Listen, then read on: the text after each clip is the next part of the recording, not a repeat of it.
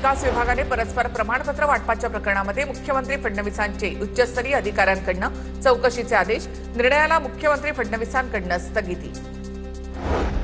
शिंदेचे शिवसेनेचे आमदार अब्दुल सत्तार यांनी महादेवाचं दर्शन घेतल्यानंतर मंदिरामध्ये गोमूत्र शिंपडण्यात आलं. सिल्लोड तालुक्यातील रहिमाबाद इथे घटना. सत्तार यांनी दर्शन घेतल्यामुळे मंदिर शुद्धीकरणासाठी गोमूत्र शिंपडल्याचा दावा. मुस्लिम माणूस जर मंदिरामध्ये देवाचं दर्शन घेत असेल तर त्याचं स्वागत करावं. अब्दुल सत्तारांनी महादेवाचं दर्शन घेतल्यानंतर गोमूत्र शिंपडल्याच्या दाव्यावर अंबादास दानवे यांची प्रतिक्रिया. छत्रपती संभाजीनगरमधील सामूहिक कॉपी प्रकरणात प्रशासनाची मोठी कारवाई.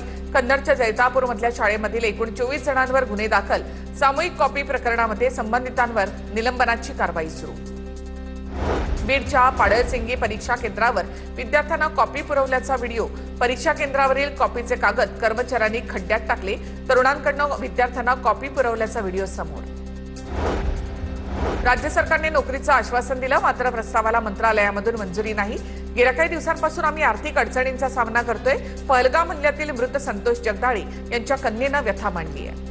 दिग्दर्शक रोहित शेट्टीच्या घराबाहेर गोळीबार करणारा शूटर ताब्यात. मुंबई पोलिसांनी राजस्थानमधून शूटरला ताब्यात घेतल्याची सूत्रांची माहिती.